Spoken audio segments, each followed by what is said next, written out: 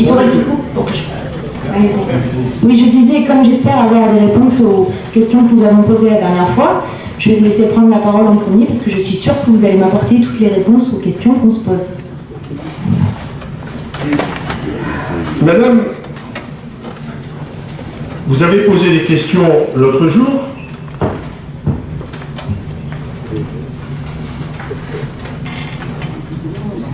Je pensais que nous avions suffisamment clairement répondu pour que vous compreniez, mais visiblement, vous avez trouvé une oreille attentive auprès d'un journaliste qui, évidemment, a pris fait et cause pour vos interrogations et m'a appelé, il a appelé M. Blondy et bien d'autres personnes, et je lui ai dit à ce journaliste que la question allait être de nouveau présentée au conseil municipal d'aujourd'hui, puisque j'avais participé au vote et qu'il était de bon augure, si je ne veux pas avoir une nouvelle lettre chez le procureur, que je ne participe pas au vote. Je pensais qu'un journaliste sur une affaire aussi importante pouvait attendre aujourd'hui. Je découvre dans le journal de lundi, donc avant-hier, une demi-page consacrée aux interrogations, aux interpellations de madame ici présente. Je pense que c'est une affaire importante qui sûrement est l'égale du Watergate. Il y a dans ce pays des gens, et notamment dans la presse, qui aiment bien la polémique. La polémique ne fait pas avancer la démocratie. Elle la tue. Alors, je me dis que ça aurait pu attendre aujourd'hui.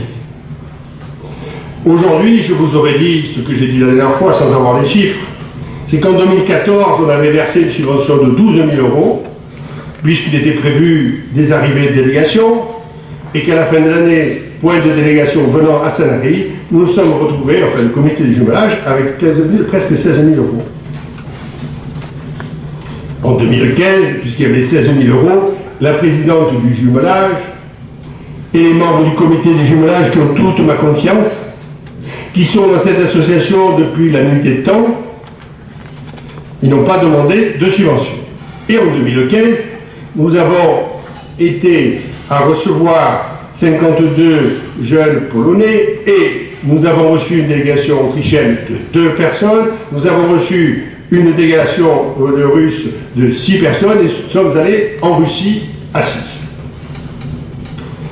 Je ne connais pas un maire qui, dans le cadre des jumelages, ne se déplace pas dans les villes jumelles. Mais je n'en connais pas beaucoup non plus qui se déplacent aussi peu souvent que moi. Il y a 27 ans que je suis maire. Quand je suis arrivé à la mairie, nous étions jumelés avec une ville de Corée du Sud, nous sommes toujours jumelés. Si le comité du jumelage était une agence de voyage, je pense que je serais peut-être allé en Corée. En 27 ans, nous avons reçu 2 fois une délégation de Corée, et dont la première a été conduite par le vice-premier ministre. Nous avons reçu 2 fois. Je n'y suis allé jamais. Jamais je n'y suis allé. Jamais un seul élu de la municipalité que je préside n'y est allé. Je vais...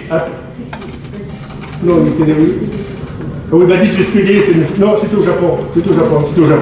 Baptiste Vespélier était une fois au Japon, mais il ne payait pas parce que sa fille travaillait à Air France. Je vais peut-être à 1 sur 3 ou 4 ou 5 invitations que je reçois chaque année. Et encore, c'est des années où j'y vais souvent. J'ai présidé le comité départemental du tourisme pendant 4 ans. J'ai fait 2 déplacements, un de 2 jours en Angleterre pour un salon et un d'1 jour pour aller à la communauté européenne à Bruxelles.